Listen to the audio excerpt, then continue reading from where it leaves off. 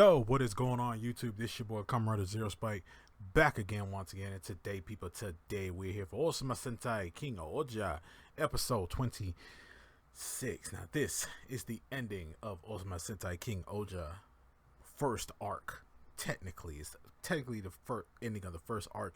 And then after this, we're going to have a time skip of 2 years. 2 years of peace. And in this episode, we see the death of King Death Narak, the former leader, really, of the Bugnarok. And in this episode, we also see that the true villain who has been festering this war for the last 2,000 years is revealed in this episode as well.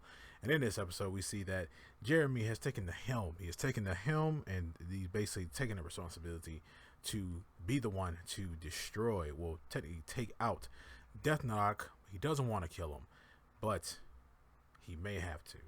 But we see that Death Narak has Death Narak has basically taken upon himself to also kill a bunch of other Bugnarok who are trying to oppose him.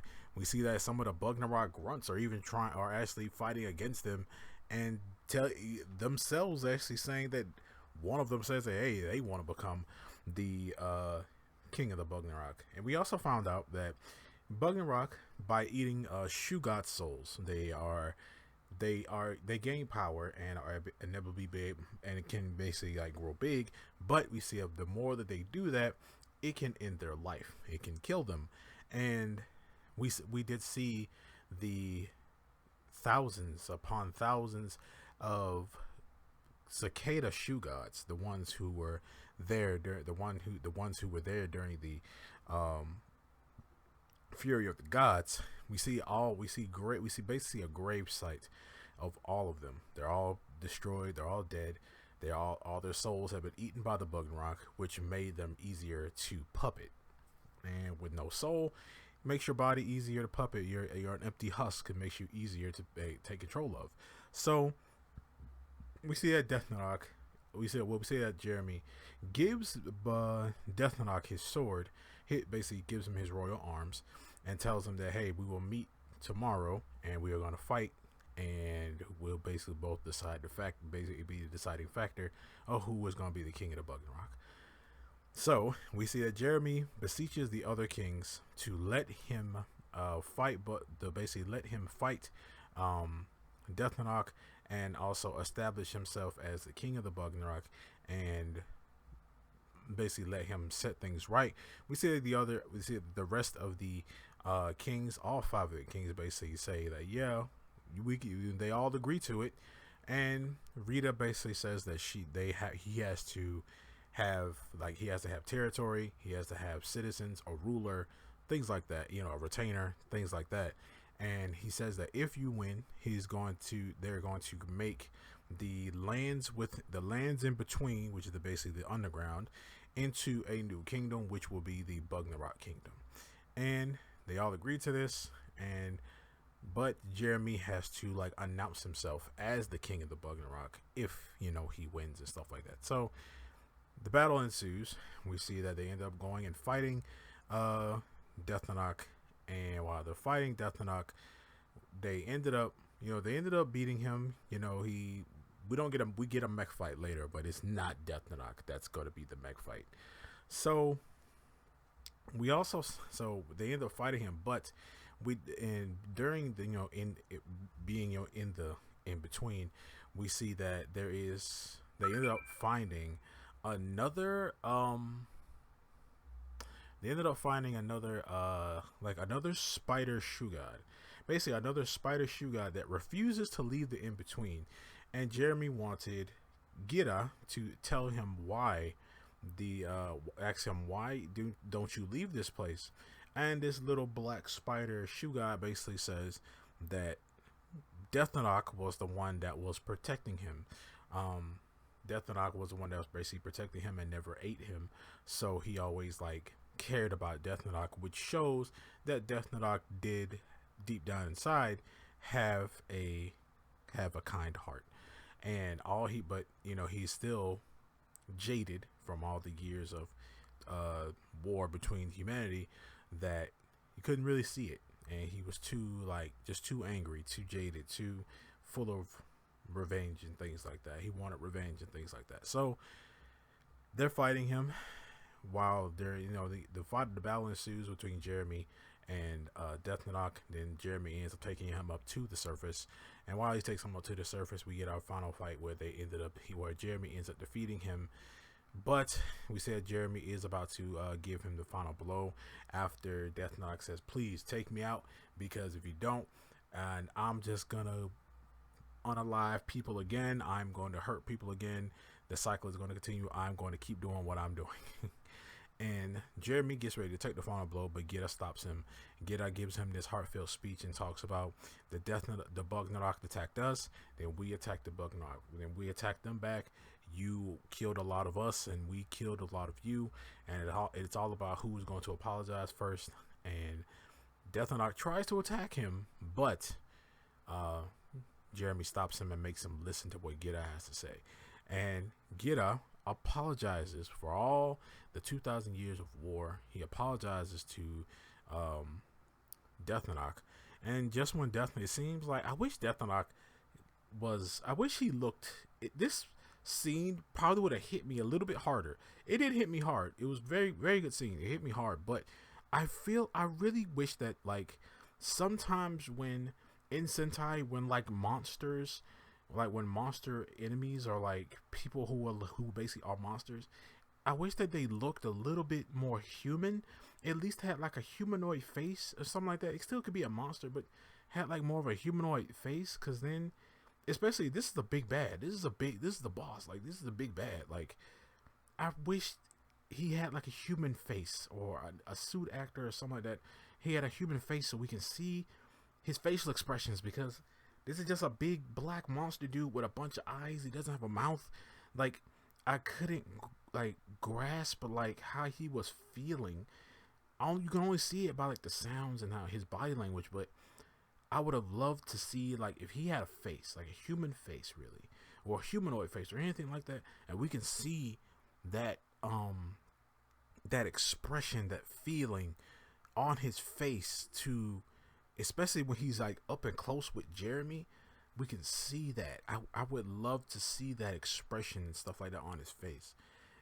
I feel like that would have hit a lot harder. It would have hit harder, and you could see like someone, maybe like the anger and regret, and like just this big hurricane of emotions in his mind and his heart, and you'd be able to see all that if he had like an actual freaking face. Like, I really feel like this scene would have hit harder for that. But Death Nock is, again, they get ambushed, and we see that this giant spear staff comes in and jams him in the chest and pins him down to the ground. And it turns out it's Kamagen, and that's when Kamagen comes up, and he reveals that he's been the one that has been messing up like the relationship between Bug Nock and humans. He's been the one that's been festering the war and making it worse and worse and worse until like it eventually just exploded into this war. And he's been the one that has been festering it all. And even Death Nock himself didn't notice. I always felt like Kamagen was just like, yeah, he's the main boss, his like right hand man, but it turns out he's the real villain, and he's been the one that's manipulating the main big bad, off of his trauma and things like that. So I kind of felt like that was Kamagen anyway. I knew we were gonna see Kamagen again, because he just ran off. It didn't kill him. He just ran off. So yeah. So he reveals this, and he ends up eating a Shugot soul and growing to a massive size. They end up transforming into King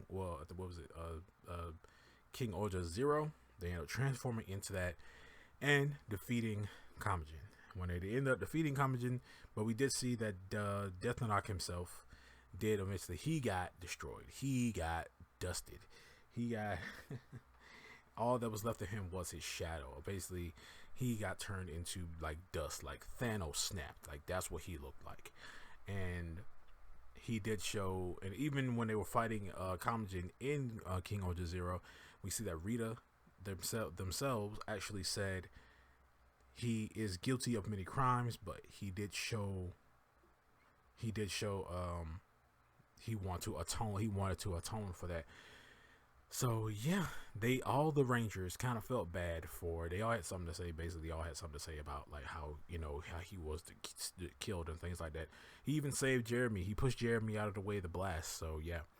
So after that, they ended defeating Comagen, and that's when Jeremy goes. He is officially coronated to be a king. He has, and Rita has established that that the Bugnarok in between is now his domain, and he is now the king of the Bugnarok. And he has to announce himself to all the other kingdoms. In every other kingdom, he announces himself, saying that no matter what's whatever happens, he's gonna make sure that humans and Bugnarok one day will be hand in hand with each other. And there were no one cheered. Everybody's super skeptical. You see everybody's facial expression. You see everybody super skeptical and things like that. And there were no cheers. No one booed. Nothing like that. No one was scared except for Hat Guy. Hat Guy's always scared. But yeah. Also, I don't see how they're so afraid of Jeremy when he looks completely human. The only Bugnarok thing about him is his hand, is his right hand, is basically his right hand. As they say, that's the only thing. That's the only thing that's like Bugnarok about him. He can pass for a regular person walking down the street. He just can put a glove on, bam. So it's like I don't see why y'all so like people like that so freaking scared of him. And also in this episode, what was really cool was the fact that we found out that because turns out humans and Bugnarok are actually very similar to each other genetically, are actually very similar to each other, but because of the years and years of eating Shugot souls, they eventually had like this branched evolution, which most likely is why Death Narok looks the way he looks like. He's probably part of that branched evolution that caused them to look more bug-like since they're eating the souls of like giant bugs. So yeah, I wonder. Maybe that's why. I mean, we've seen what Jeremy's mom looks like, and his dad. Like we've basically seen what they've looked like. So I wonder how long that took. I mean, well, evolution basically takes millions of years, hundreds of thousands, to millions of years. So, man, is that they're vastly that probably also why they Bugnarok and a human are also able to make a child because they're compatible enough to have children. Henceforth, why we got Mr. Jeremy here. But yeah, man. Also in this episode, the little black spider shoe god, it doesn't leave with them. It stays there. I mean, it does give flowers to where Death Nock, died, because he died in Shogadam. On the surface, he died in Shogadam, but it doesn't go anywhere. It is basically still on its own. It doesn't go with Get Out or anything like that. So maybe this thing will possibly end up going to someone who is rumored to be dead, because this other guy kind of doesn't have his shoe gods anymore, and his also doesn't have his sword anymore. So in the next 2 years, possibly the return of King Raculus, maybe, because we didn't see a body. We were told his body was in there, but we haven't seen a body. But yeah, and I'm really looking forward to seeing what this time skip is supposed to bring. Also, with like the next big bads are gonna be aliens. They're not Bugnarok. They're just straight up aliens. And this big bad looks like to be kind of maybe sort of a silly / serious character. And also in this episode, they showed the moon, which was like really blue, and it seems like King Oja is Earth. It is Earth, but it seems like it's like an ancient Earth, because there are many Sentai out there that show like that predate like Aka Ranger, that predate the very first Sentai team, saying how these teams like like how Ryu Soldier was, where like the main cast were like in their hundreds, they were hundreds of years old, and things like that. So, and also they don't call they don't call Earth in King Oja. They call it Terra. And the whole, like, all the continents kind of look like Pangea, even though the North Pole is still here. But yeah, do you guys think that, you know, King Oja is like the distant past, or maybe it's like maybe it's like another universe Earth, or like, you know, somewhere in between that? Like, so I mean, I know it probably isn't like Kyuranger. Like Kyuranger, they were from a whole different universe. You know, they were from a whole freaking different universe. That was a 12-man team, and that Earth in that universe was messed up. So yeah, you guys, let me know down in the comment section below what you guys think about this episode of Osama Sentai King Oja.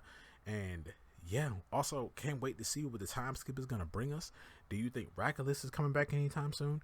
And how you think the Bugnarok freaking kingdom is gonna go after these whole 2 years? But you guys, let me know down in the comment section below what you guys think about this episode. And we'll see you all next time. Make sure to like, share, subscribe, hit that notification bell. And remember, as I always say, stay henshined.